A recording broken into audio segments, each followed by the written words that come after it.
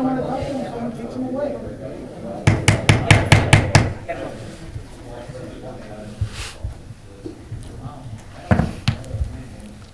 Everybody seated? I'd like to call to order the Park and Rec Commission meeting of January 28th. We do have a quorum tonight, right? 1, 2, 3, 4, 5. Yes, we do. Second, we have a new member here, new commissioner, Craig Walker. Craig, would you like to say a few things about yourself? Yeah, sure, thanks. I'm a resident of West Bend, obviously. Been in town for about 20 years, so I'm not a true West Bender. Very passionate about the open space and parks that we have available to our citizens, and just wanted to help contribute to the continuation of those parks. Well, thank you very much. Welcome. Glad to have you. Next to the approval of the minutes from November 19th. So moved. We have a motion. Second. We have a motion second. Is there any discussion, any changes? All in favor? Aye. Opposed? Motion carries. We're going to move from unfinished business number 2 to number 3, new business. Unfinished will move to the end of the meeting. First thing would be special events, Downtown West Bend Association, and I believe Mike Yentz is going to give us a few things on that first, right, Mike? Yep, thanks, Mike. I'm just going to give you a quick intro and then turn it over to Jackie, our events and tourism coordinator. This evening, we have 6 special events for consideration. Each event will be taken individually and require action from the commission on each of the items. Once we finish one, obviously, we'll move on. So at any point in time, if anyone has any questions or any comments or anything, please go to the podium. If you do go to the podium, we will ask that you please provide us with your name and your address. If you are the event coordinator for one of these special events, you will given extra time to speak. If you are not an event coordinator, we would like to keep your time to about 2 minutes.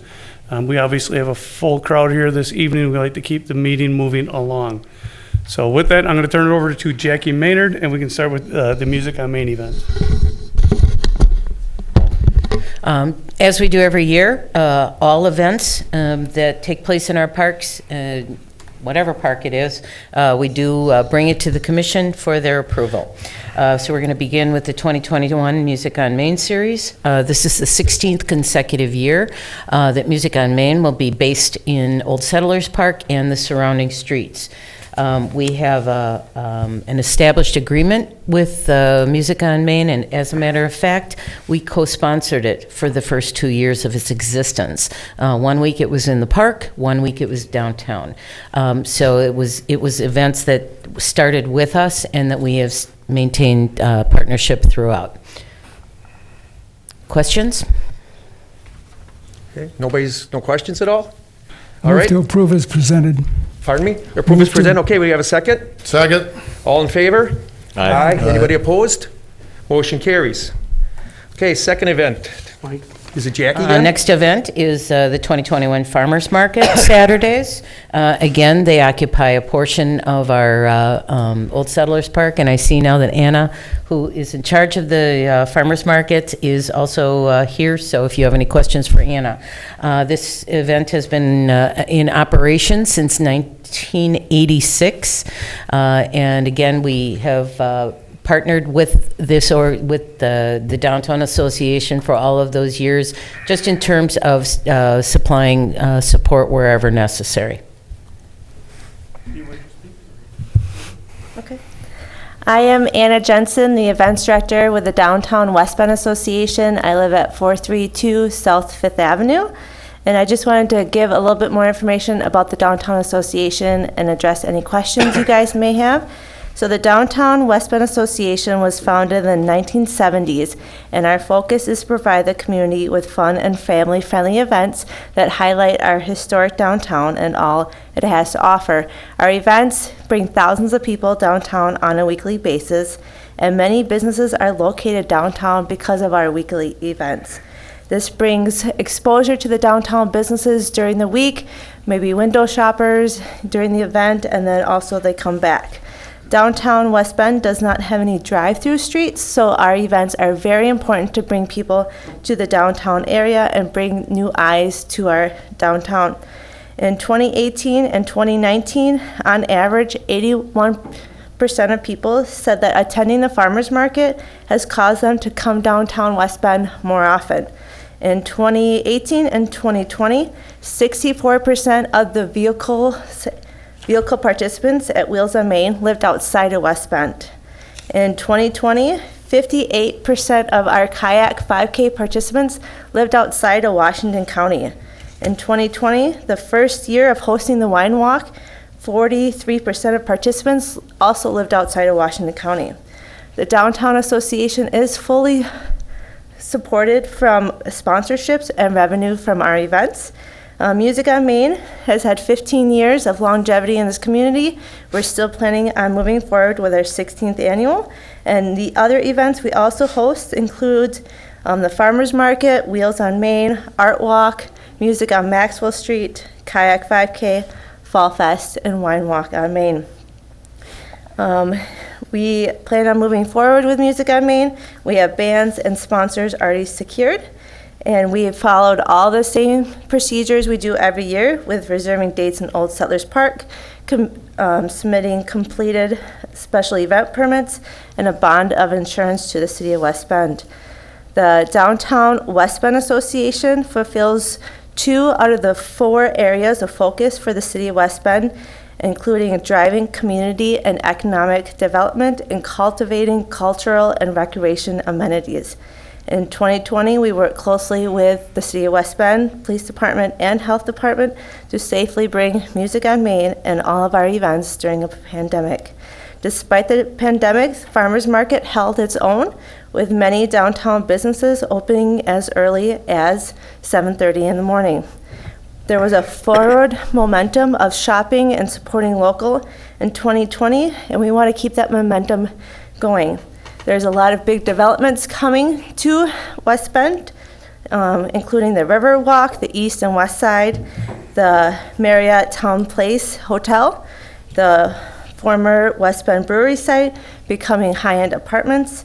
For these reasons, Music on Main and the Downtown Association are very important to West Bend as a community as a whole, and we want to make this a great place to live, work, and play. Thank you very much. Appreciate it. Is there anybody, so we're on the farmer's market right now, so is there anybody who would like to stand up and discuss the farmer's market portion of it? If there's nobody, okay, we need a motion. Motion to approve. Second. Okay, we got a motion second. All in favor? Aye. Anybody opposed? Motion carries. So I believe you discussed the 5K, the kayak 5K race also. Is there somebody else from your association who wants to speak on that at all? Okay, I guess we're looking for a discussion to accept the 5K race. Move to approve. Second. We have a motion to approve and a second. Anybody opposed? All in favor? Aye. Aye. Opposed? Motion carries. Special event D, Wheels on Main. Anybody out there discussion on that? Okay, no discussion. We're looking for a motion. Motion to approve. We have a motion approved, Second. second. We got a motion approved and second. All in favor? Aye. Anybody opposed? Motion carries. All right, so now this would be another special event, number E, Homegrown Music Concert. It's Sunday, July 11th, 2021. Jackie, do you want to say a few things on this first? Thank you. This is an ongoing event. So usually with ongoing events, I present on behalf of the organizers. However, I do believe, Mike, you are here. Did I see Mike Christian He's here? here. I thought I saw him here. Do you want to speak on homegrown, or are you going to speak about the hometown, or both? Whichever. Okay, homegrown is an existing event, so if you want to get this one through, we can. And then you want to talk about hometown? Sure. Okay. Yeah, we can start here, I guess. Mike Christian, 8131 South View Court, West Bend, Wisconsin, 53090. The Homegrown Music Festival is an annual celebration of local Wisconsin musicians, all original musicians. Family-focused event. We hold it on a Sunday afternoon at Regner Park. And we've worked closely with the Parks Department for the past 5 years to host and organize this event.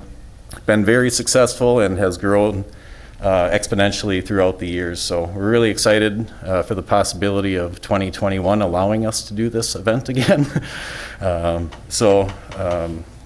Obviously things are up in the air yet, where everybody has to figure out what 2021 is going to look like as far as gathering crowds and everything, but we would like to suggest that we're interested in hosting the event, and so that's why we filled out our applications and want to get the ball rolling on that. If we are going to host it, we'd like to have the understanding that we'll have permission to do so.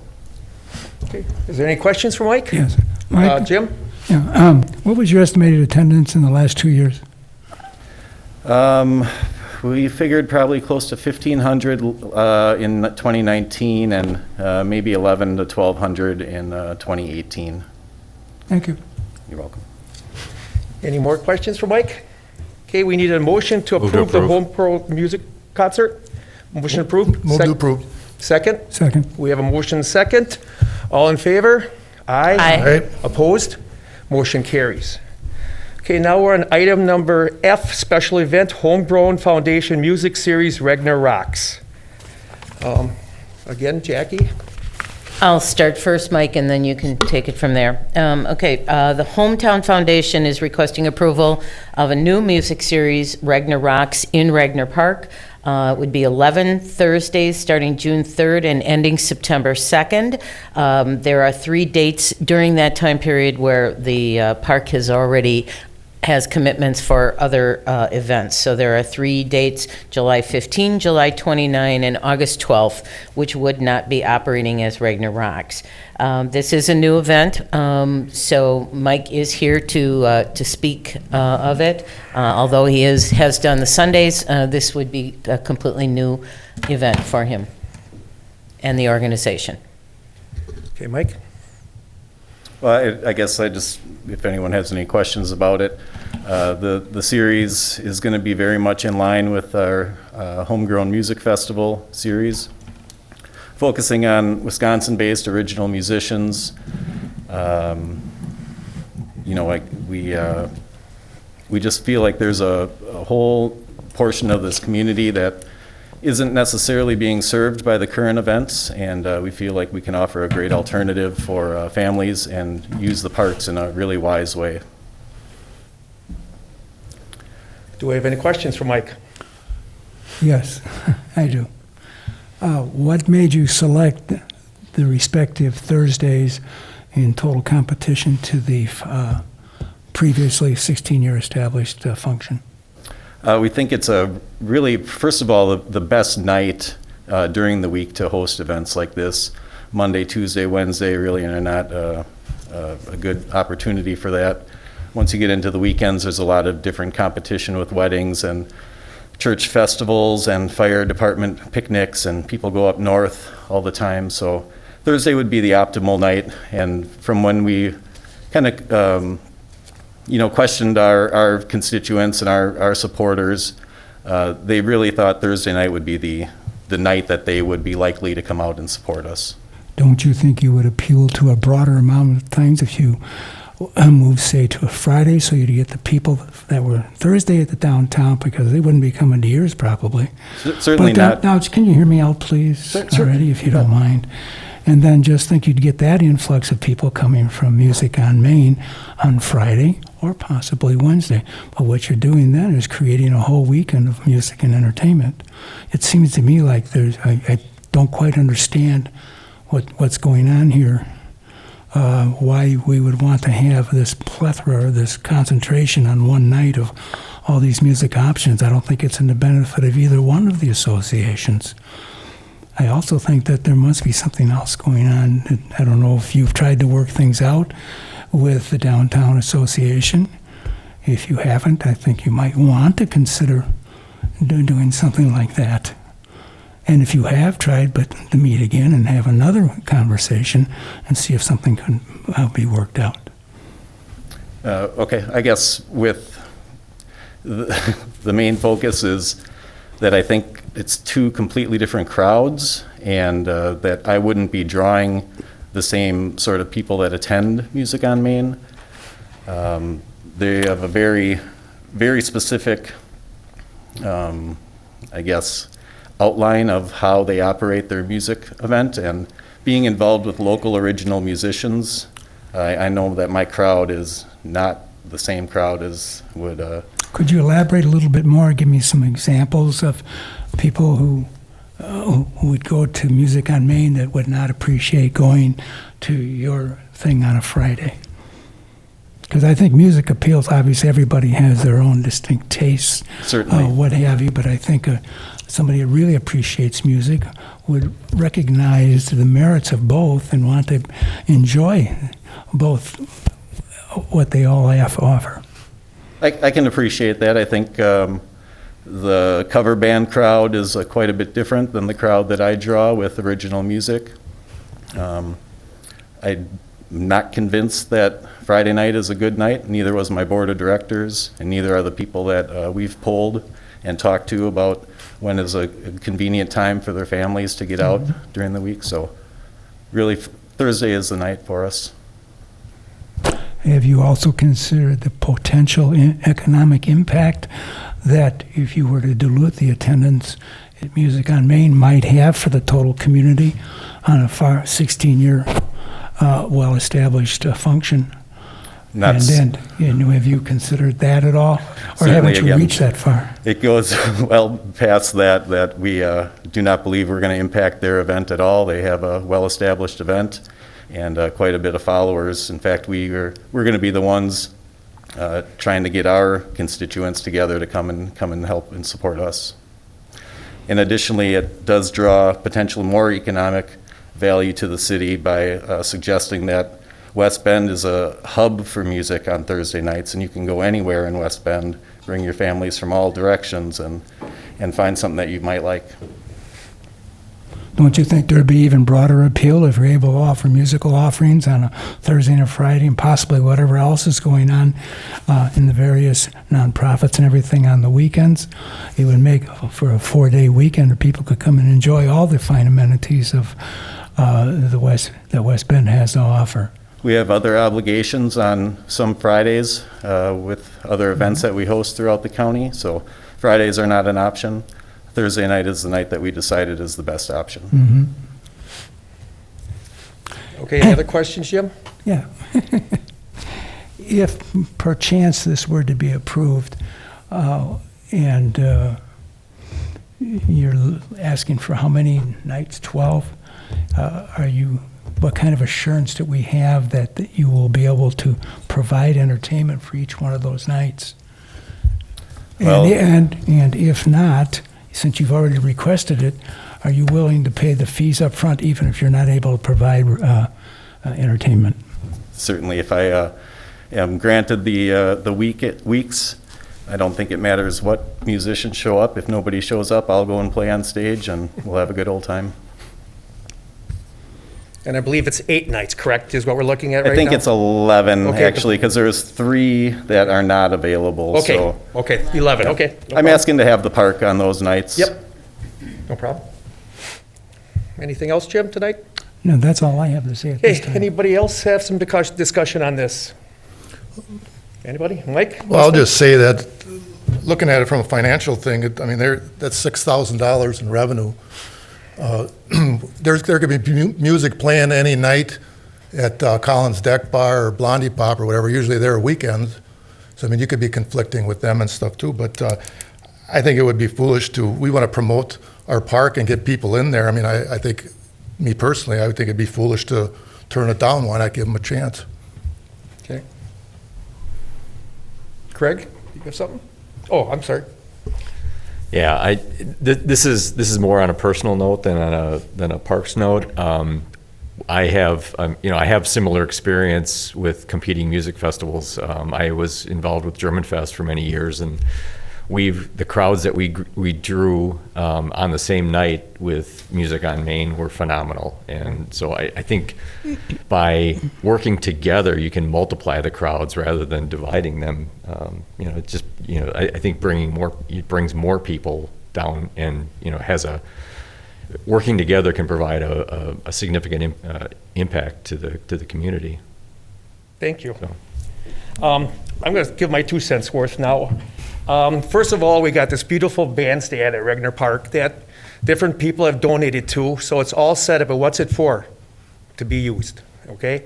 I don't believe Michael draw, Downtown Association will draw, just like Craig just said, there's a Thursday night that German Fest has their band, a bigger band than you guys, and you both compete. And what does Music on Main do? You actually offer money for people to stay by your place. So that's competition. So I think our bandstand is set up. It's a beautiful place. Mike's going to bring more people into the county and the city. So I think that's wonderful. And I'm not a fan of do we set a precedent here? Now we say Mike can't use Regner on a Thursday night. He's paying his fees. Is that a precedent now that if we, if you're willing to pay your fees, get the insurance, you've got the clearance from the Park and Rec, right, department, they're all willing to work with you, I don't think we should set a precedent. Anybody? Yep, I just wanted to make a statement kind of too, and I'm a huge fan of Music on Main. I've gone, had a great time. It draws people to West Bend. It's a great way to showcase our businesses. I totally agree. But just like within our downtown and within the Downtown Association, there are different options, and they welcome new business to join the ranks of downtown, regardless of if another business is going to offer a similar product or have a similar operating hour. They're welcome to the city of West Bend, just like everyone else. And as the city, I really think we should do the same to Mr. Christian and welcome him with his event. As the city grows, events might, coincide, they might overlap, but I think that as we grow, that just is going to happen. We're not limited to give just one permit on a night, so that's really good news. Both the Downtown Association Music on Main can happen at the same time as the Homegrown Association, and we're going to give people of West Bend some options, and hopefully they'll attend both, etc. So I think that if we have two great music events being held, I think that there's enough families in Washington County and West Bend to kind of support both.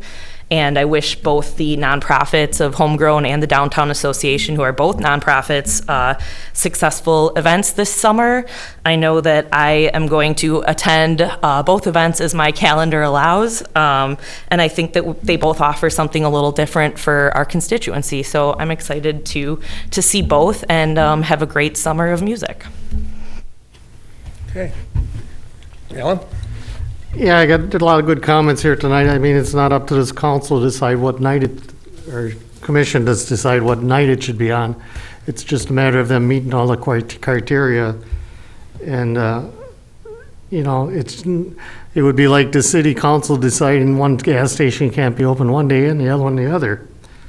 So I'm all in favor of it, and I wish them good luck on it. Any other discussion? And I do agree with Alan. It's a lot of good discussion. Like I said, it's wonderful. So I'm looking for a motion for special event Hometown Foundation Music Series Regner Rocks. So moved. We have approval and a second. Right, we got a second here? I heard two, right? Okay. All in favor? Aye. Opposed? Aye. So we have 1, 2, 3, 5. 5 in favor, 1 opposed, motion carries. Thank you, guys. Thank you. Okay, next up is the bird sculpture installation approval. Mike? All right, good evening, everyone. The West Bend Friends of Sculpture are presenting the donation of the bird sculpture. The Friends of Sculpture requests that the bird be installed along Veterans Avenue Riverwalk on the overlook where the previous covered pedestrian bridge was located. The Friends of Sculptures would like to retain the first right to reclaim the sculpture if at any point in time the city chooses not to own it anymore. So it would be a donation to the Parks Department or to the city, just like the other sculptures we have. It would fall under our insurance coverage and all that. If at any point in time the city says we no longer want it, it would go back to the sculpture committee at that point in time, the Friends of Sculpture. The West Bend Friends of Sculpture are, at this point in time, they're working with SEH. SEH is our engineering firm that we're using for the Riverwalk development downtown, because the sculpture is 9 feet tall. So it's going to need a footing and a foundation and all that good stuff. So they're already working with them. And it's not only just the placement of the sculpture, it's that plaza area. They would look at changing some things there, maybe changing some new railings, maybe changing the facade to match their sculpture. So they don't want to spend any more money with engineering costs and consultation fees and things like that until they get approval that this is the location it's going. So basically, tonight, we're asking the commission to approve this site and give the West Bend Friends of Sculpture the green light to continue with their development. And then later on, through the agenda here, we will also have the official donation with the rest of the donations. Michelle Nast is here this evening. Michelle is with the West Bend Friends of Sculpture. Justice Model, Alderman Model is also here. He is a member of the Friends of West Bend Sculpture. If you have any specific questions relating to them, they would be happy to discuss that. But staff, we did meet with the West Bend Friends of Sculpture. We walked the Riverwalk, discussed different locations, different sites. The one that is chosen, I think everyone's in agreement with. I think everyone likes it. And to be quite honest with you, I think this is going to be a pretty cool destination. There's no parking in front of this location. There's parking on the street, but not physically in front of this. The museum's aware of what's going on. They were even in acceptance of putting it on their property if we didn't want it on our Riverwalk, things like that. So we did have some of the photos and things like that in the commission's packet. But I can tell you one of the West Bend Friends of Sculpture members sent me the one piece that says, "Are you ready for the bird? She's big, she's tall, she's 9 feet high, she's fun, she's photogenic, she has her eye on you." So it is a big sculpture. It'll be kind of cool. I would have to assume there'll probably be about 20,000 selfies taken down there in front of it and all that stuff. So with that, if you have any questions of me, I'd feel free to take, or Michelle is also here if there's anything specific for them. Actually, I did just have a question, seeing it and knowing there will be a ton of selfies taken. Are we thinking about putting like a plaque or a sign and saying hashtag West Bend Parks Department or something to promote? Could we promote with, you know what I mean? Like Sure. try to get people to use that? I think that would be with, we would work with the sculpture committee if they would want that area, if we'd want to put something down there, because again, some people may not know who the West Bend Friends of Sculpture are. They see this and it's, holy cow, this is kind of cool. Then they would realize, they could go through them, the different sculptures that we have all over the park system and all over the city. So I think this could almost be a little springboard too for a little free publicity. Yeah, I mean, even a QR code to showcase some Sure. of their sculptures, but just to kind of encourage some engagement. I mean, knowing that it's going to be hopefully the bean of West Bend. Well, that's the same thing that's been said, yes. We actually have a QR code program just starting right now. So each of our sculptures will have a QR code to go out, listen to, things about the artist and about the sculpture itself.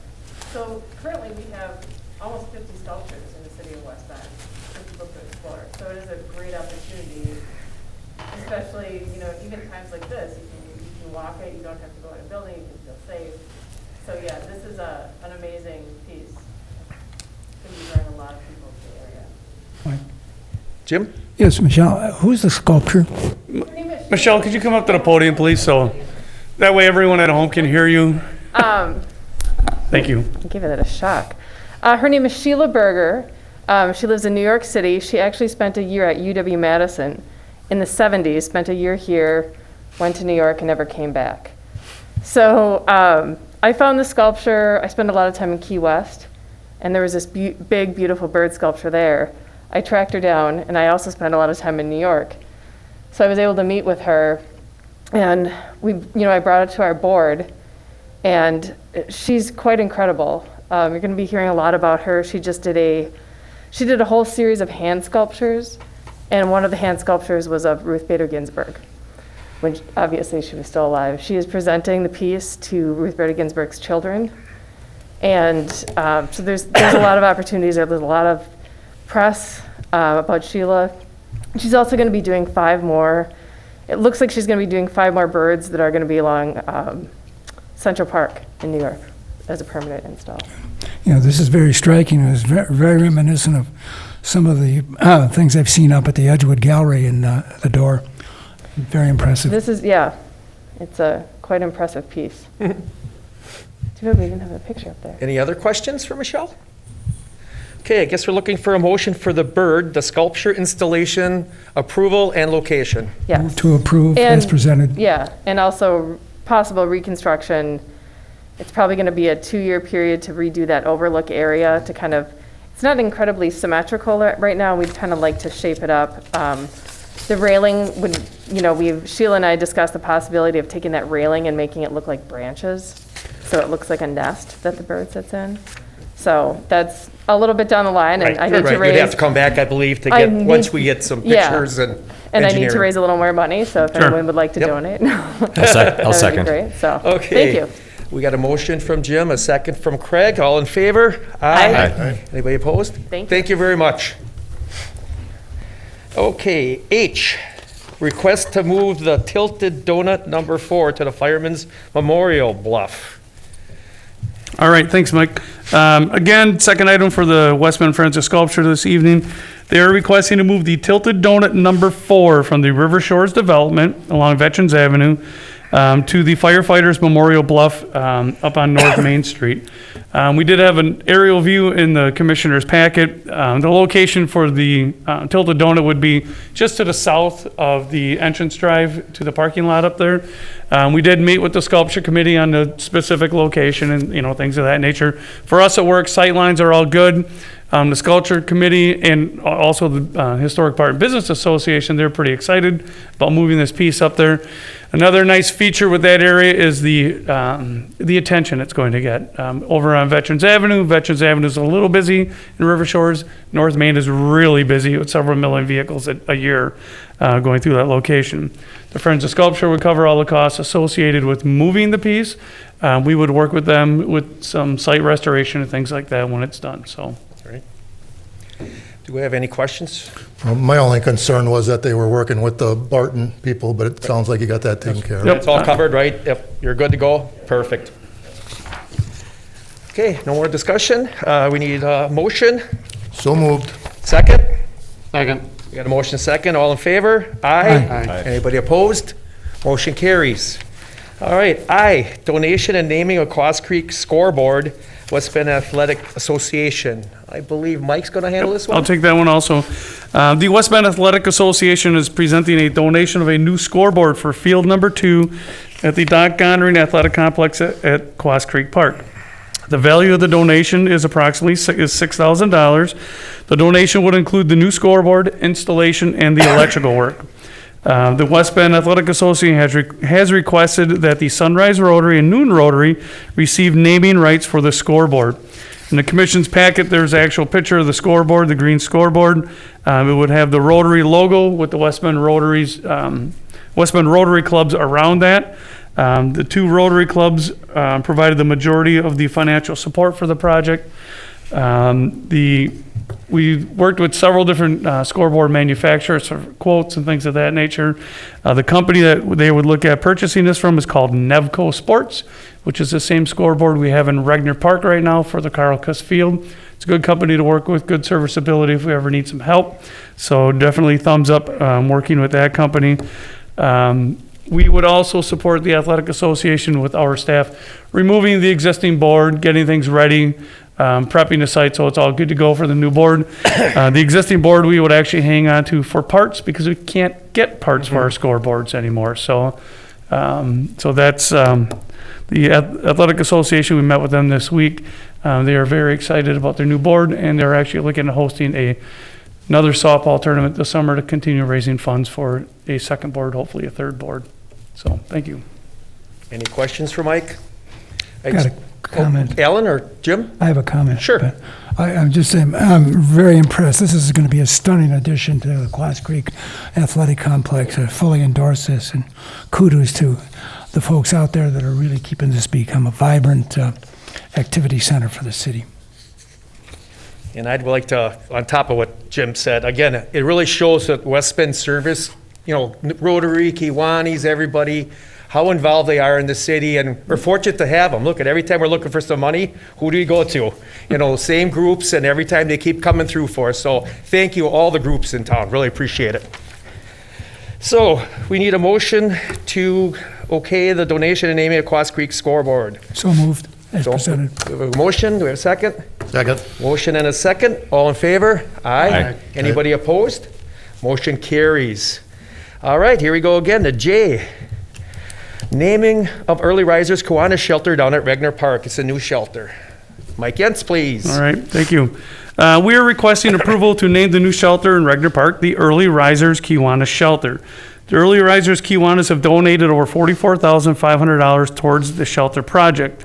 This shelter is also part of the Early Risers Family Fish Pond Development Project. We dredged a fish pond several years ago. We have many benches around the pond, many fine donations there, donated trees, the fishing decks. This shelter is just an addition to that site development there in Regner Park. If approved, we would install a sign on the shelter early summer, spring 21. Again, Early Risers Kiwanis have donated over $44,500, and the Parks Department PARC account has paid for $15,000 towards the project. So some of our donations and fees have gone towards that project. Thank you. Okay. And you said that they wanted to have the name rights, and that's already, do you have a mock-up of that at all, or not? We don't. Oh, It would not yet, be, it's not there. Okay. yeah, it would be something basic. Yeah. Yep. Okay, no problem. Any questions for Mike? If there's none, need a motion to accept. So moved. Got a motion, got a Second. second? Motion second, all in favor? Aye. Anybody opposed? Motion carries. All right, summer 2021 program fees. Nick? Yes, no changes to our summer program offerings as far as fees except for the tennis league. There is a $2 increase for residents and $3 increase for non-residents. That program, and this traditionally, we've increased that league by $2 every year. It takes a little bit more staffing for the coaches, and this year there's also going to be a t-shirt expense with that league. Otherwise, all the fees will remain the same that they were last year. The plan is to offer all of our programs this summer. There may be some limitations still in place due to the pandemic, but again, we plan to offer all of our programs, including having a beach season out at Regner. So the beach passes and seasonal pass fees are also included in the summer program fees as well. Great. Any questions for Nick? Yes. Jim? Nick, where's the women's health and fitness classes held? They're held at the Library Rec Center. Okay, thank you. Any other questions? Just quick question on, we have reasonable fees and everything. I just wonder with COVID and, families struggling, do we have an option or an opportunity if somebody was to come to the parks and say, my kid can't play t-ball because I can't afford it? Do we do anything, or can we help people if they do? We do. They can Okay. submit a request, just what you stated there, and then our friends of West Bend Parks and Rec. Okay, can help sponsor them. Perfect. That's, correct. thank you. Carolyn, is it just usually about a couple a year come forward, right, to looking for the cheaper programs, free programs? So it's out there. We've been doing this for, must be 3-4 years at least. The Friends of Parks will, back it. So definitely, if there's people out there that just can't afford it, not working, and still want their kids to do something this summer, we recommend it highly. Okay, need a motion to approve the summer 2021 summer program fees. Mike, I was just gonna. Oh, I apologize, Mike. Not a problem. Courtney couldn't make it tonight, so I was just going to touch on the Lac Laurent summer classes. Three new classes that she's proposing for the summer. The first one is birding at Lac Laurent. It would be an adult birding class. I believe she's looking at 6 different afternoons to bring adults to the property. I'm not a bird nerd. I'll call Courtney a bird nerd. I can do that publicly because that's her handle.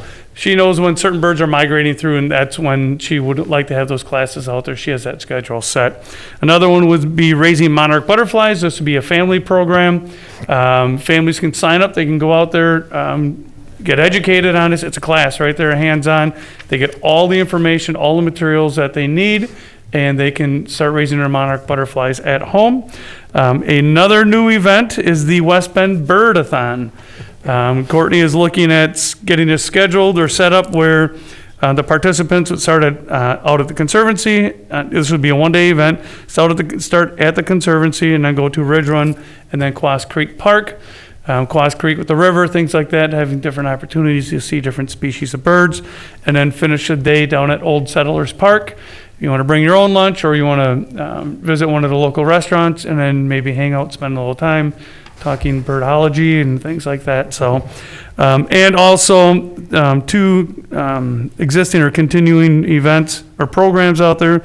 The naturalist and adventure camps are very, very, very popular, and they fill up just like that. If we had more staffing and time and things like that, we would run more weeks of that. We just physically, we have Courtney, we have one person. So those classes, we did run a couple last year during the pandemic. This year, we are looking at a full summer out at the Conservancy, just like Nick had mentioned. Thank you. Thanks, Mike. Can we group both these fees in one motion? Is that okay with you? Okay. So we're looking for a motion to accept the summer program fees for Regner Park, Parks, and Lac Lorette LLC. Do I have a motion? So moved. Do we have a motion? Do I have a second? Second. Motion second. All in favor? Aye. Anybody opposed? Motion carries. All right, donations. There's no, I'll take- there's no, The goat? There's no goat. They're not coming back this year, Jim. Yeah, COVID. they gotta wear a mask. I will take the first donation. The West Bend Athletic Association is donating in the amount, estimated value of $6,000 for a new scoreboard out at Quas Creek Park, Diamond 2, including install and electrical connections. Jackie? Just keep going, okay. Actually, I feel kind of strange doing this one because this is from the Gears Incorporated, care of Craig Walker, who is now on our commission. This is $1,200 donated. There was a donation of signs, signposts, and installation of 40 trail markers at the Glacial Blue Hills Recreation Center. I will take the next one. This one is for improvements to the warehouse at the in Regner Park, the Enchantment in the Park warehouse, the old park workshop. That building certainly needed some upgrades and overhauls. And the Enchantment in the Park organization donated $27,163 towards the project. The West Bend Friends of Park and Recreation donated $15,000 for those upgrades. And the Regner Rejuvenation Group donated $5,000 for a total of $47,163 to renovate the old workshop in Regner Park. And if you want to talk about working as a team and community pride, you take a look at the individuals in those three organizations, and they define that every day. So thank you to those three groups and all those individuals. What do your guys that used to work down there say compared to what it is now? They don't recognize it. A couple of retired guys are like, hey, what happened over there? It's like, yeah, so, no, it looks great. It's just aesthetically for the entire park, you could, for the different events and things like that we have, it really looks great. And even on the inside, the modifications they did to make Enchantment in the Park a little more functional for all those volunteers. Any more donations tonight, Mike? Carolyn has two of them.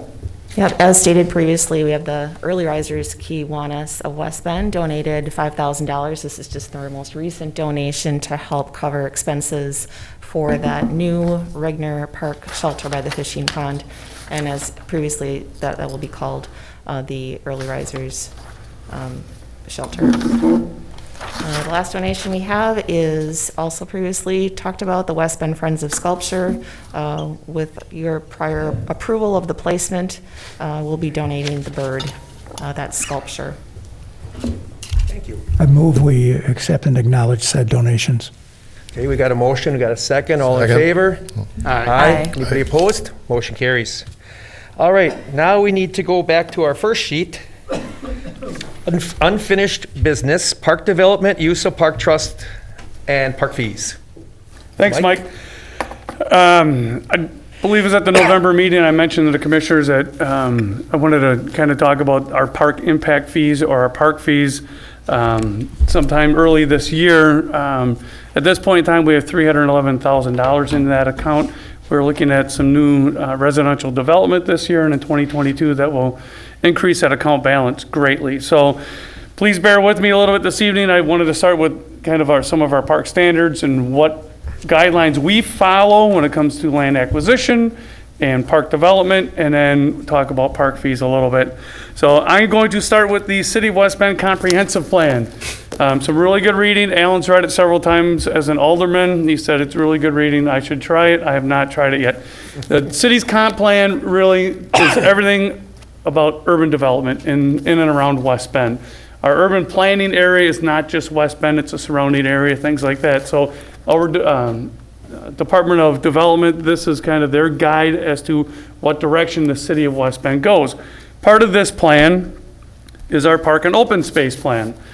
Again, our park and open space plan was last updated in 2008. It's the 2020 park and open space plan. We're now into 2021. Are we in trouble because we have not updated our park and open space plan? No, there's no park and open space police that show up. But we do need to update this and have it accurate and looking forward into the future, not only for staff, but for the community. And if we want to be eligible for certain grants, state and federal grants, we need to have an updated park and open space plan. Another document that drives us about what we do is our urban forestry master plan. Last time this was updated officially was 1995. We've already started the update on this plan. We started it 2 years ago with updating our street tree inventory. This year with an urban forestry grant, it'll support the update of this. This plan will probably be sometime in 2022. That plan will be updated. We also have other plans. We have the Lac La Ronde master plan, goes through 2025. We also have a master plan that was for Parkside O that was approved back in 1999. They did a master plan for the property to help acquire stewardship funds or grant monies to purchase additional property for that. So again, another guide for that out there. And the Regner Park 2020 plan, which I have not read, but I think Regner Park's looking pretty good these days without reading this plan. But certainly it's good that our previous staff members, previous commissioners, previous council members took the effort of planning, long-term planning, to help guide us to where we are at today. So going back to the park and open space plan. Okay.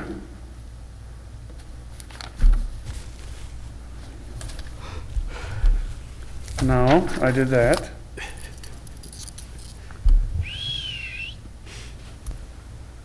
All right.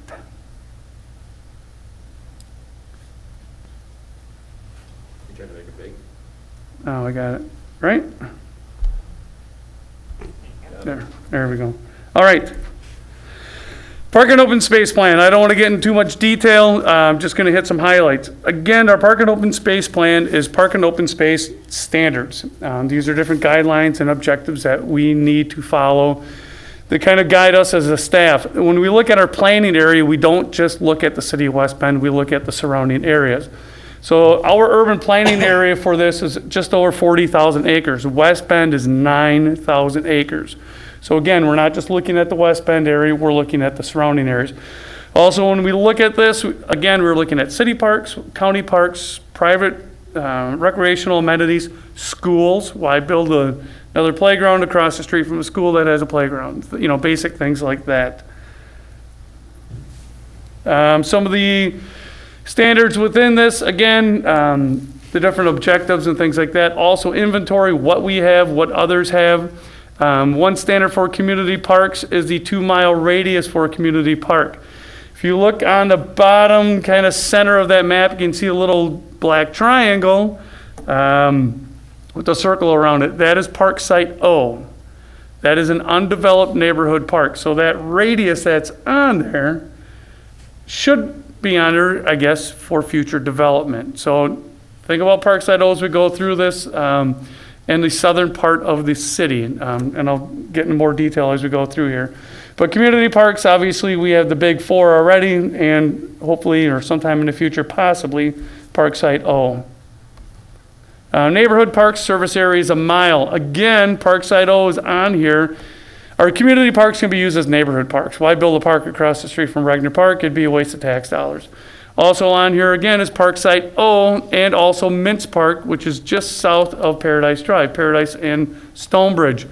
Mintz Park is officially a neighborhood park. It's 11 acres, has a cute little woodlot with a prairie and some trails.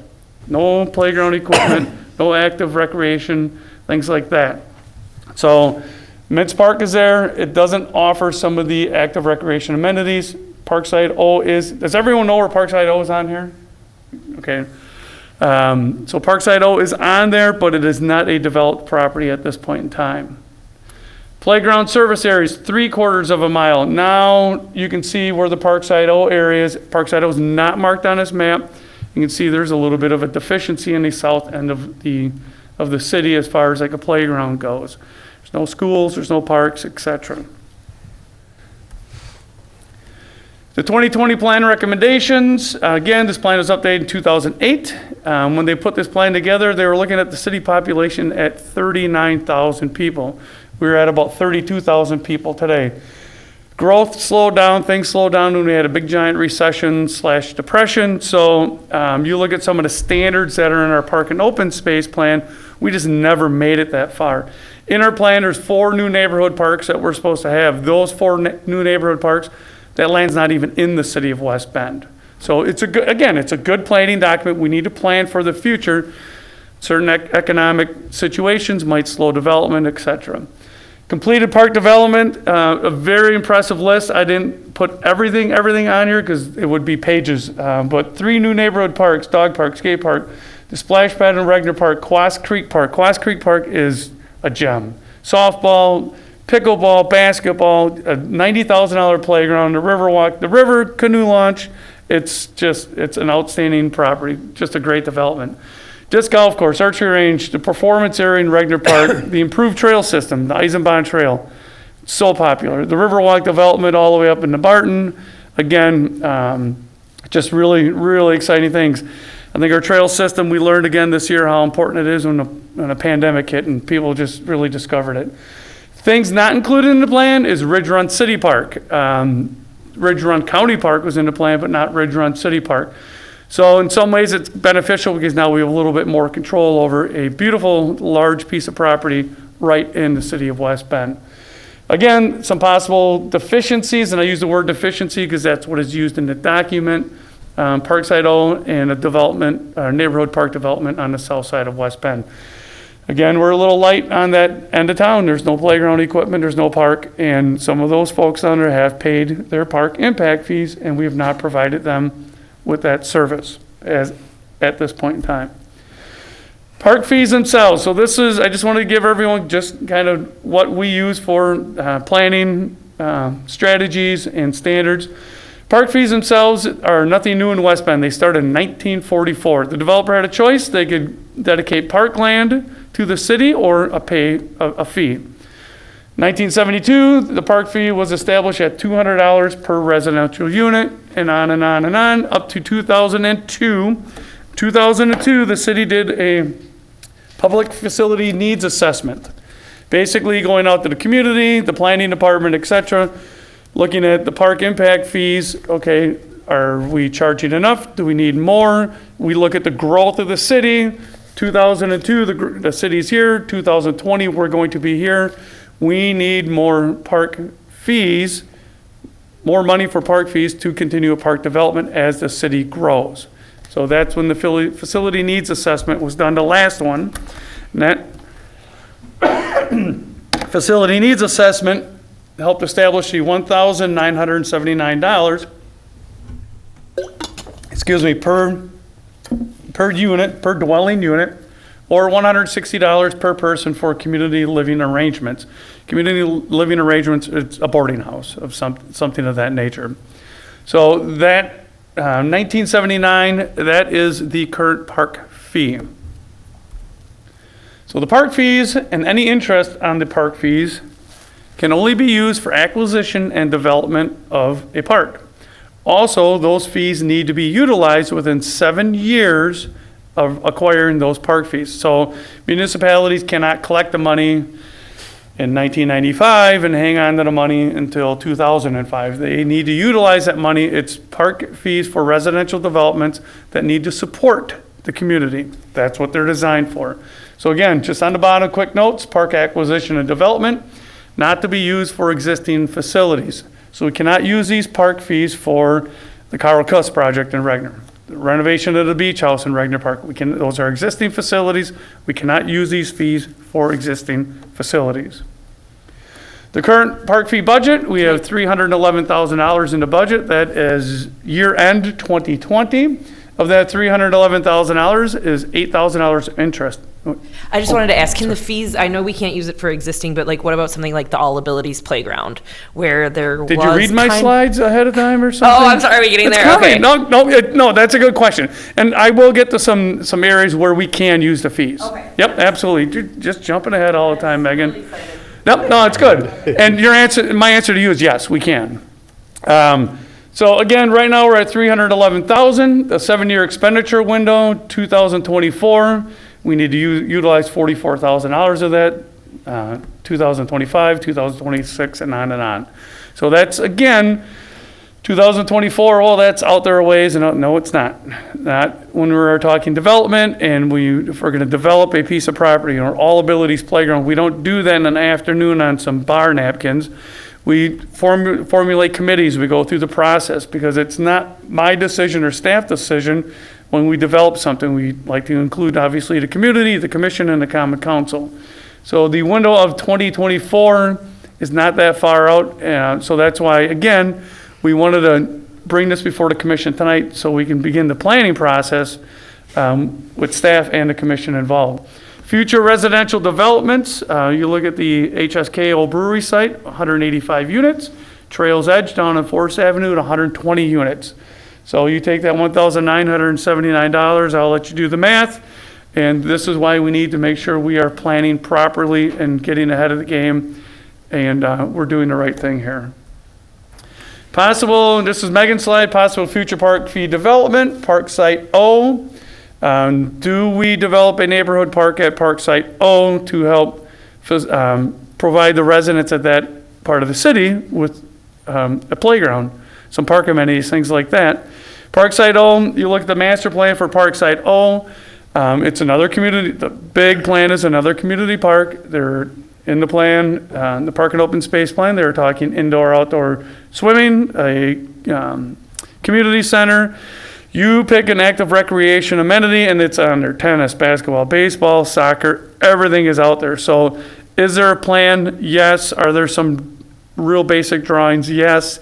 If we were gonna look at the development of Park Site O, we would probably look at that plan, but almost need to start over. Again, the plan was developed in 1999. We would need to really take a strong look at that piece of property.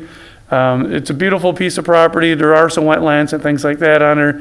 Great opportunities for active and passive recreation.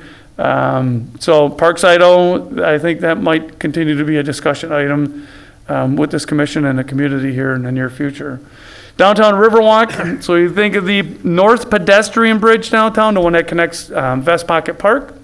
North of that pedestrian bridge, we don't have a Riverwalk. We never have. We have those 2 parking lots there, etc.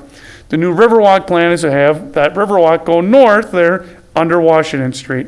We could use these park fees for that Riverwalk development and the trail under Washington Street. It's a non-existing recreational amenity. We could use these fees to cover part of those costs. The Riverwalk south of there to Veterans Avenue, we cannot. It's an existing facility.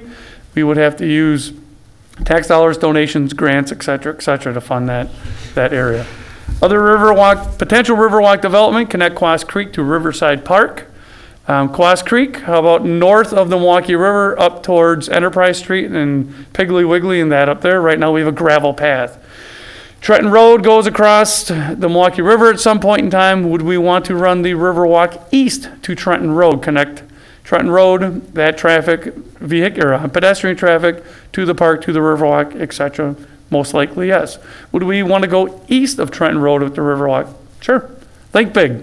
I mean, I think Carolyn was kind of laughing at me, and my suggestion was to run the Riverwalk or a trail from Quas Creek Park all the way over to Park Site O. She goes, how are you going to do this? Land acquisition, think big. We need to connect the city with trails. We have the Eisenbahn Trail, it's great, and the Eisenbahn Trail is phenomenal, but let's connect the Eisenbahn Trail to other parts of the city. So, and right now, people love our trails. Last time we did 2015, we did a community survey. relating to park and recreation and trails was by far the number one thing. So, and not only trails like the Riverwalk, but, bike lanes and things of that nature.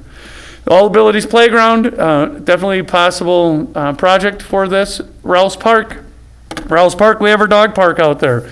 Everyone's very successful piece of property. The dog park is, this time of year, our busiest property by far. You just look at the people out there. But you look at the big prairie out at Rouse Park, closer to Highway 45, when we purchased that property, and used grant money and everything else for that, a little piece was carved out for active recreation. So in that location, we could end up putting a playground or something like that if we would want to develop that part of Rouse Park. We could leave it prairie forever. We could develop it. When they did 18th Avenue, I can tell you there's a driveway cut in and all that because that's part of the planning process. Today, do we need a playground at Rouse Park? Nope, we don't. The neighborhood over there, Westminster, they would go east towards Decorah Hills Park. And I don't know if we'd want to invite young children crossing 18th Avenue anyways. That probably would not be a wise idea. But again, future planning, what we did, Jim, 10, 12 years ago when we did Rouse Park, we carved that little section out. At some point in time in the future, the city may need that for active recreation. And then I had the question marks up there because that's where the commission comes in and they're going to give us all kinds of good ideas on future planning. So that's it in a nutshell. Park and open space plan, park standards, our park fees, where we are at. Any questions, any suggestions? Because at this point in time, again, we need to look at the south end of West Bend, Parkside O, and we can't just ignore our neighbors down there. We need to take a look at that. And obviously, we can look at some of the new residential development in the downtown area. And I think it would be outstanding if we could take some of those fees right from those new developments and put them into the downtown Riverwalk for them in literally their backyard. So, questions, suggestions? Might I interject something? I think I'm glad to see you bringing up about the south side. We've been very negligent down there. There's that subdivision immediately south of the industrial park down there who've been promised some sort of play lot or playground or some sort ever since it was established, what have you. We were always able to tap dance around it because of Mink Play Lot. Mink Play Lot is a great passive place. I mean, you can sit and sunbathe in it, and that's about it. So I think we have to take a look at that, and you wonder if there's enough population there to support it, the usage of it. But by the same token, since we've got that new subdivision that's immediately southwest of the hockey center, you've got, I don't know how many things in there, but I think you've got more than enough now to satisfy that. The only problem with that is getting across County P. But there is a way of activating that. If you notice what we have down opposite Regner Park by the skateboard park, for getting across one of those activated things. But I think we have to put a pretty high priority for those people down there. This has been promised to them for 25 years at least, and we haven't delivered. I don't know if they bother even mentioning it anymore. But I know when we first put it in, it was at least a yearly or every 2-year inquiry. And I think I'm glad to see you're putting it on there and take a look at that. Just because of Parkside O doesn't mean we have to develop it full blast. You can do that incrementally, which I think might be an appropriate thing, but it might satisfy the issues that we have down there.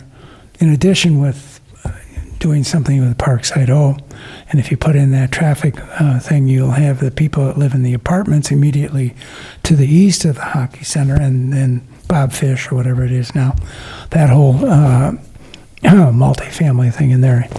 And they also use Mink Play Lot. They can also go to Maple Wine Play Lot too, which is a couple blocks up also, but still. So I think we really do owe it to them to make this one of our higher priorities, at least in my mind, because it's been an awful long time these people have paid for it, and they haven't gotten any bang at all for their buck. Just an observation.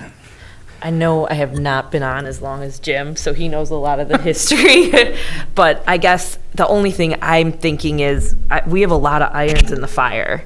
And that would be my only concern with now opening another can. We have All Abilities. We got a group working on that. We've spent money investing in plans and things like that. And we don't even know for sure how quick that's going to come to fruition. Sure. We have Rolf's. My thought, I guess, initially, hearing the history is obviously one part would be, we got a lot of irons in the fire, and I would like to see more on the Riverwalk, more on the All Abilities, like before we start adding more in there. But I understand, I don't know the history of 20 Megan, years. but we do have an obligation, and you'll appreciate it more now being an alderman, that when people buy the property from us, we assess them that $2,000, and that's an inherent obligation. We have to provide them with the appropriate recreation development. And when they've been waiting this long, I think, I respect what you're saying. And in fact, I think one thing that, one big positive caveat, like with the All Abilities, is that you don't necessarily have to rely on taxes to support it or to build it, because aren't we going to raise a lot of funds above and beyond the taxes that we're not relying on the city to support in total? Or the park or recreation that we have to rely on the city, that's not done by donations by and large. And so I think we have that obligation. These people have spent that money in good faith and not trying to demean the All Abilities, because I think it's a marvelous project, and I've seen what it's done in other communities. But I think we also have to look and make sure that we have our time elements in thing, and not hopscotch or do something else, and you still leave these people sitting out there. And it's one of those things, I think that we really got to be careful of that. And I would think we would be negligent if we ignored the south side. I really think we would be. I don't think we're being fair or considerate to all those people who've been here and paying and supporting this community all these years for something else that's coming along. I think Mike has a... Parkside Jim said we could do it in increments. I think if we do it, we got to do it all right the first time, because otherwise we can't use the acquisition fees because it'll be existing. And that plan was made up quite a while ago, wasn't it? Yes. I mean, things have changed. We do pickleball and this and that now. I would assume we're going to have a consultant or whatever, have some plan made up of what maybe we should put in there. Right, we would need, if we were looking at an overall plan for Parkside, a full property development, we would probably have to hire someone to support that. Again, because we do have, Cindy would not have time Cindy could do that. Cindy Lyons, our project manager, she could do that. But if we were to give her another project of this size, I don't think, she wouldn't be able to. She just, physically doesn't have the time. Because we do have, the Riverwalk and everything else going. And I think, and I certainly don't want to speak for Jim, but I think the property could be developed in phases. We come up with a master plan and say, okay, we're going to develop this, we're going to do this, we're going to do that over the years. Because we don't have $15 million to go develop another community park. And we don't have staff to maintain it. And maintenance comes from tax dollars and et cetera, et cetera. So do we need to look at a master plan for Parkside? We probably need to look at what we have already, maybe make some modifications. But I can tell you probably this year there will be some topics about Parkside coming forward before this governing body. Quick question. I do agree with Jim, because that south side is there's nothing there. I know the Menards and everybody moved in. They never realized that originally either, probably, but there is people. And we would have to do it in phases, because just 2000, let's just say we gain another 100,000. By 2024, we'll have in the bank, maybe $500,000, maybe a little more. Where's that going to get you? That's going to get you the road to the back, right? Because we have to put a road in, and it'll get you a playground, but it's a start. So banking on what Mike just said, though, so if we did it with phases, could we still use park money all the way along? Yes. You could, okay. Yep. Because I do believe that fund is going to grow, but I do believe we got to I agree with you, start spending some of it, and which just, what's the wisest way? And if we do it in a phase, I think that would work down there. Sure. Any other questions? Well, thank you very much. Thank you. Okay. Unfinished business B, Glacial Blue Hills Bike Trail Development Update. And I think we're going to get another presentation. That's me. Okay. Well, thank you for giving me the last 2 hours of the meeting. Lights off when you leave. Anything else for the, So last time I was here was at the end of May when I presented the master plan, and I just wanted to give you an update on progress we've made. Just as a refresher, we wanted to provide a high quality riding experience out at Glacial Blue. We want to try and separate pedestrian traffic from bike traffic by, because the Ice Age Trail runs through there, and we want to keep the hikers safe, keep the bikers safe. And now that there's dogs out there as well that are off leash quite often, we want to keep everyone safe. And we also, ultimately we want to add to the local economy, because we are seeing, and I'll show it to you a little bit later, we're seeing a huge uptick in utilization of the biking trails both during the summer and in the winter. And thanks to some of the folks here, we've purchased grooming equipment, and we're grooming trails out there for snow biking. So I've been out there where there's a dozen cars in the parking lot, and they're out riding in the snow. So it's now become a year-round riding experience in town. So, we again, as a refresher, it's a 3-phase. The plan was built in 3 phases. The first phase is to take many of the existing confusing trails that are out there and create a more cohesive trail experience for the riders. We got a lot of complaints that people would get lost out there.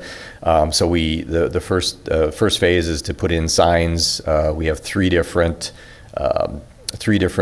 trails, a green, an orange, and a blue trail.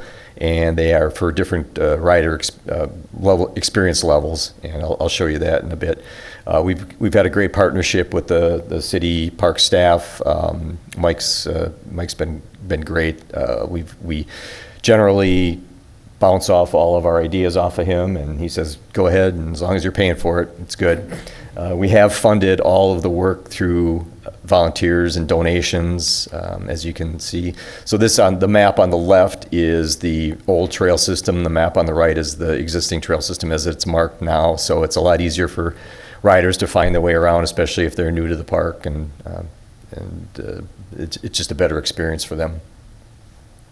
So phase 1, we installed over 40 signposts. You got the donation. We put in 80 feet of boardwalk over a wet area.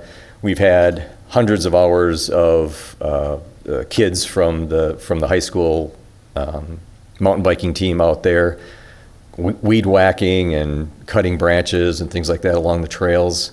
The 3 trails that I mentioned are completely marked. We've had some connector trails made just to make the flow of the park a little bit better. We have the trail maps complete. Now we're waiting on an Eagle Scout project to put up a new kiosk out there, because the one that's out there is kind of junk. So the kiosk is intended to we'll put the trail maps out there. We'll put some general directions and things like that. So we'll get those approved as well by you guys. We've seen huge utilization out there. There have been occasions where the entire parking lot was full, and people are trying to figure out how to park on Beaver Dam Road, and without much success. We've had occasions where both mountain biking clubs from Ozaki County and West Bend have been out there. The Ozaki club said, we only want to ride here because they really enjoy the trail system out there. We've talked to people that have coming from outside of the county, just to ride those trails. And we've heard now that we're grooming for the winter. They're the best. It's the best trail riding experience in southeastern Wisconsin. So, I mean, these guys. Thanks for hanging on for the end. But these guys are instrumental in doing a lot of the trail work, and they're part of the Gears organization. So, Gears now is a 501c3. We're raising funds to support the Glacial Blue and the parks there. We're doing snow grooming. The Eagle Scout project was completed that Mikey presented in last May. It was completed twice actually. The first time it didn't work out so well. Gail has donated time and equipment out there, and you can see we're grooming for snow. Phase 2, I want to just give you a quick update. We're gonna continue fundraising the Huge Ass race this weekend. Most of the funds that were raised from that, which is around $2,700, is going to go into the park. We're going to look at engaging a trail builder, professional trail builder, to help us envision the trails and build them out there. And obviously, we're going to keep the park staff and commission updated on what's going on. So that's all I had. Just wanted to keep it in front of you and just let you know what we did. We said we were going to complete phase 1. It completed a little bit earlier than I thought, but that's good. Any questions? Well, bike sales are off the roof right now, so this better be the best time to raise money and get, because it's perfect timing, so. Right. Yeah, and thank you for all your support. It's, passing the plan last year was a huge success for us, and we really appreciate it. Any other questions? Yeah. Jim? Craig, are you folks using IMBA as a consultant for development? Pardon me? Are you using IMBA? IMBA? IMBA. Yeah, we use their trail building techniques. I don't know if they have any staff for consulting, but yeah, we would definitely use that. Anything else? Well, thank you very much. All right, thanks. All right, now we're back to the second page again, I believe. Reports. Chairman, I just want to say, it was great to see a full room tonight, okay? How many meetings do we go to? There's one person here, whatever. It does mean residents of West Bend care. They want to hear what's going on. So I'm just going to do an advertisement for the TV. Please send people here to the meeting. So I don't know if that's good or bad, but thank you. Mike Weston, any questions? I'll just say that for all of us, we missed Steve Hugister on this committee. Passed away a couple months ago. And Roger Kiss last month. Both of them were true friends of the parks. We're going to miss them both. Also, the Regner Park, the skating rink is opened. And I went down there last night. There was no one there. Went down today. They were out there Zamboniing. But nobody was skating. Maybe they're waiting for the weekend to get the ice or the They got all, it sounded like Facebook finally lit up where people. Yeah. It just took, that 24-hour period. So if anyone's listening in TV land, skating is free. Bring your own skates. Excellent. Thanks, Mike. Quarterly trust report. All right, I think I can probably skip park fees acquisition. I think we talked about that enough this evening. Don't you want to do it over again? Sure. The report in front of you was year-end 2020. The PARC fund, again, that is fees from some of our special events and things like that, plus donations, et cetera, et cetera. That PARC account is governed by this commission. We used some of that money. The last time we did was for the Kiwanis Shelter in Regner Park. Again, that was $15,000 towards a project like that. Normally, these funds are used for, smaller park projects and development projects, sometimes different events and things like that. Otherwise, in here, nothing too exciting to report on. The dog park fees and donations, again, the next quarterly report we see in a couple of months will definitely look a lot larger than what we have here for the dog park with the annual fee for the Rouse Park Dog Park. So, any questions? Mike, on the dog park fees, have you noticed any difference with the county opening that one at Sandy Knoll? I have not, and I haven't heard of anything, Alan, in reference to numbers down or numbers up. I mean, I drive by Rouse Park and it seems crazy busy, so, but yeah, no, good question. I have not heard of anything. Okay. I'm in there a couple times a week, and it's as busy as it's ever been ever since we opened it. I think part of the thing with the one out at Sandy Knoll, it's a little bit out of the way, and so and I'm sure it's done very nicely, but the more the merrier, right? The heck. Yeah, it's good for neighbors that live over there. in that area. Absolutely, yeah. And the dog park folks, they like to travel a little bit. They like their home court, I'll say, but they have no problem, driving to Grafton and things like that for something a little different. But the dog park's not only for the dogs, it's a social interaction for the dog's owner too. And they get to know each other, and that's important. That's good. Cool. Any other questions? Do we need a motion to accept the trust report at all? I don't think so. It's just a Okay. report, Mike. All right, park project manager, who's going to be Cindy? I sent everyone an email, I think yesterday. I had updates on there from Cindy, Courtney, and Dan. So If you have any questions on anything like that, please feel free to contact me or Cindy or any of the other folks, so. Okay, any questions on the report? Okay, so that would handle Courtney's, okay. I'll tourism- talk fast. What, okay, tourism and I'll talk event. fast. For those of you that had a chance, and if you haven't, they're still up. The ice sculptures, winter warm-up, was a huge success downtown this past weekend. It's the third time we've done it. Last year, the first year, it was just specials in the businesses in the downtown area. Last year, we added 9 ice sculptures, and this year, we had a total of 21 sculptures. Of that, 20 are still up and remaining. And so they're lining the streets of downtown West Bend. Our park staff did an amazing job building stands that will allow us to keep the ice sculptures up as long as they haven't melted or gotten pushed over by unruly people coming out of bars. So they have 20 are still remaining up. They're all downtown. The park staff built all the stands and assisted in getting everything set up for us. It's truly a partnership between the City of West Bend and the downtown associations, groups of them. In addition to that, we also had the huge ass bike race going. Thank you guys. So I'm glad you stuck around. They work very, very hard. They put in lots of hours.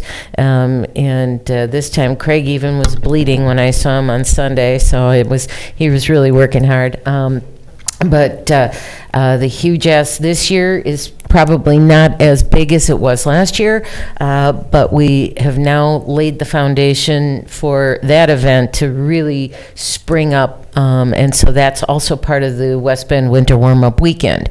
Additionally, we had, I believe, over 1,000 cars or 1,000 people that came through the Luminary Walk, which is also part of the Winter Warm-Up Weekend. So the event is really taking hold, and it's really making tracks, and it's becoming sort of a signature of West Bend. Today, even now, today I think the Holy Angels School took all of their kids on a field trip walking the street of West Bend to look at all the sculptures. So it's pretty cool. So that's going on. In addition, the other thing we're working on right now is our summer activities book. Yes, we are. And we have a deadline of it, I think, about middle of February. So we're already planning on everything that we're doing for the summer. We're taking into account all of the COVID restrictions that we're going to need to deal with, but we feel we're going to be able to move forward comfortably with everything that we're doing. That's it.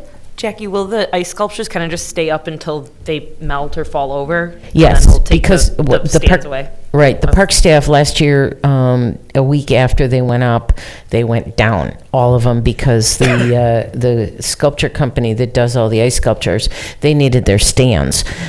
So that's why the park staff actually built new stands, which actually match the bike racks downtown. So it's kind of cool.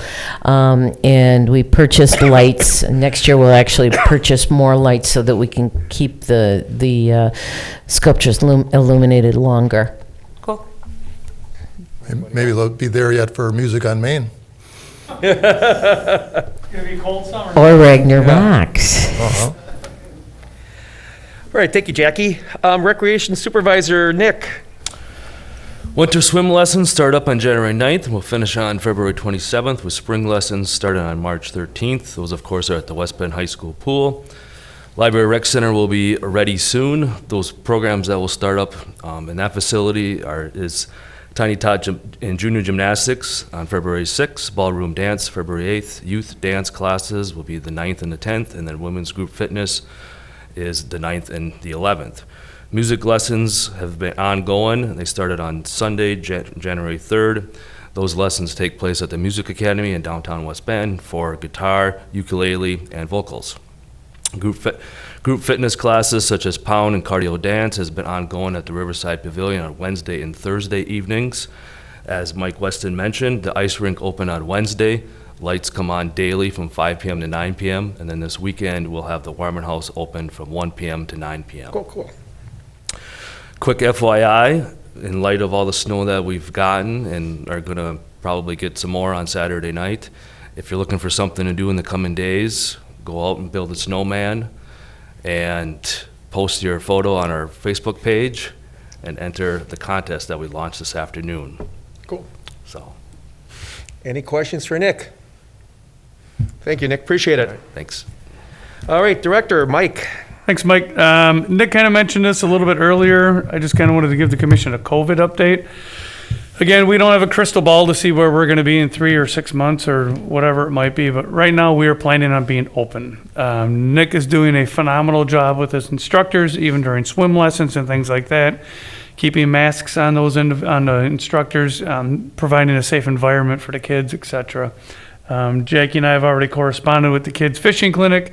That is on schedule for this spring. They might choose a different, warmer date because, nope. It's going to be the 10th. Is it going to be the 10th?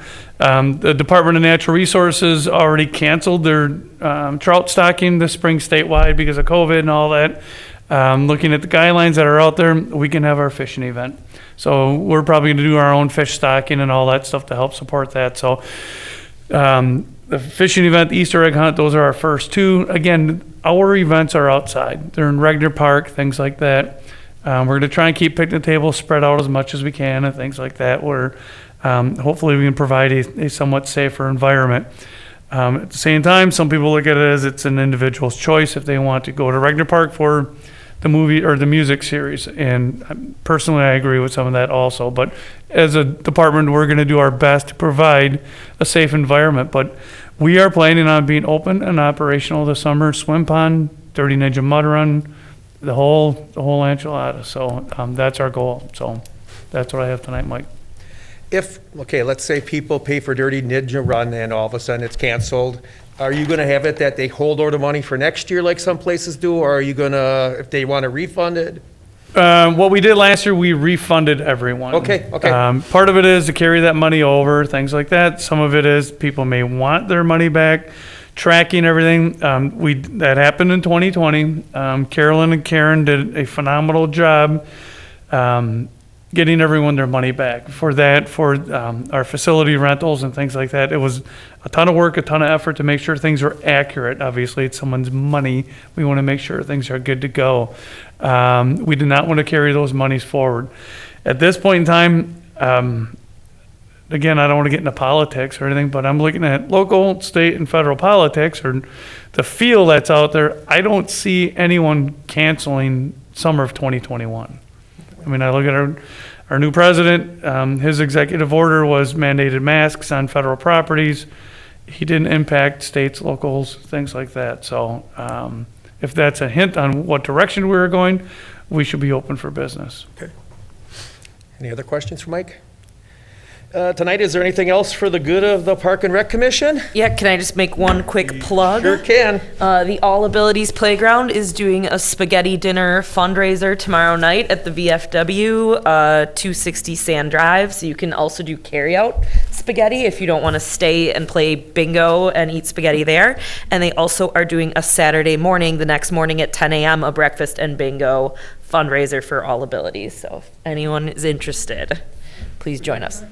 The spaghetti is not for breakfast. I think they're doing donuts and pastries for breakfast, but tomorrow night, spaghetti. All right, if not, meeting adjourned.